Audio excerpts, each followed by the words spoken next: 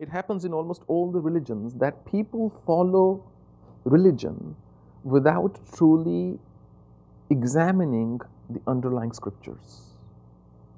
Whether your religion has one book, two books, three books, or 30 books, or 300 or 3,000, most people don't read their scriptures. They just read parts and extracts. We have kids here and we have adults. I don't know if you've read Mahabharata, for example. So everybody talks about Krishna, everybody knows about Krishna, everybody knows about Bhagavad Gita. But have you read that scripture? If you haven't, then clearly you don't have that second-hand information from first-hand source. So most people have all these rules and rituals without knowing what the scripture actually says. So if you read the scripture, no doubt there are a lot of parts that just won't make sense to you. A lot of scriptures, texts were actually desecrated by the Mughal invaders when they came to India, like China, destroyed Tibetan culture by bombing their monasteries and stuff. We also went through hordes of people who came into our nation and destroyed the very root of our culture. Because that's how you get somebody to, that's how you destroy somebody, basically. That's how you kill a nation. You kill their culture. If you transform their culture, they would no longer be what they were earlier. So if you read, you would see, you would be impressed, you would be amazed what kind of information it actually contains. Most advanced astrological information is there. I remember there is a scripture, a text called Nashta Jatkam. It was written by a saint called Varahamihir. And then Kalidasa expounded on it. So I got my hands on that many years ago. And I started going through that. It's based on astrology. It's an astrological text. Nashta Jatkam allows you to create anybody's horoscope working backwards. So if you don't know when they were born, what time, what day, what month, what year, generally people have some idea of the year, some don't even have that. You can work backwards. So only on one person I've ever tried that, and that was my own mother. We didn't know when she was born. We never really celebrated her birthday. And that too was funny. She said she was the fifth girl in the house, and there were 2 brothers and 5 sisters. She said my mother, like her mother, said to her she was born in summer because it was very hot, she remembers. And her eldest brother, who was many years elder to her, maybe at least 15 years, he said, no, you were born in winter. Because I remember my head was in my blanket and I was crying that one more sister and I have to take care of the marriage and everything else when she grows up. So it was definitely winter. So using Nashta Jatkam, I worked backwards, and it was so marvelous that the events matched date by date. They matched.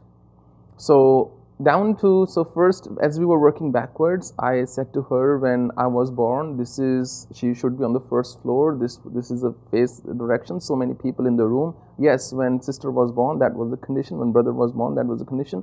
Work backwards. This is when you would have another brother, and when she was born, she had one more brother after her. And then I turned to numerology. All the traits fit her perfectly.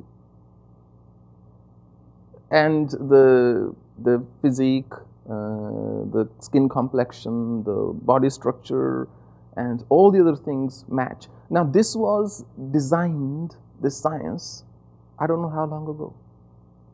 Maybe at least 2,000 years old, because that's when Varahamihir actually existed. And he created that.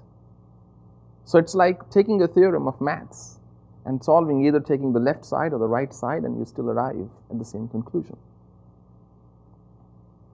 So there is truth in the ancient science, but there is no truth in superstition. There is no truth in living your life by these things. So it's not that if you are going to make a decision based on astrology, you would turn out more successful. I don't believe in that philosophy. Everything for me was a matter of experimentation. Let me play with it and see what comes out. And not, oh, I've found God and this is it, this is my life. None of that. Because this is God, in everybody. Regardless of who we are, what we believe in or we don't. So the only thing I never ever endorse or encourage anybody to do is to believe in superstitions. You validate yourself. You find out yourself. If you want to go around and waste time with astrologers, I can't stop you, of course, and I won't. It's up to you if you want to do that. But that also means if you believe in that philosophy, if you go to somebody, sometimes you go to an astrologer and they give you this comfort. Fine, I'm not against it. If you find your comfort by going to an astrologer, there is nothing wrong with it. And by superstition, I'm not saying you can't do this puja or that puja. That's a matter of karma kant. That's a matter of honoring the religion or feeling goodness in what you do. That's okay. But if you are going to an astrologer thinking this man or this woman holds the key to my future, and they will give me something or they will tell me something that will change my life, or my business will start flourishing suddenly, and so on and so forth, then we have a problem. Then that means you don't really believe in the divine existence of God. That means you're saying there are some things that are not in His control, and somebody else can read a book or read a chart and tell me how to go about it. And I think that is disrespecting God. That is downright insulting Him. Yavnar tutpane sarvata samplutodke tavan sarveshu vedeshu brahmanasya vijanat.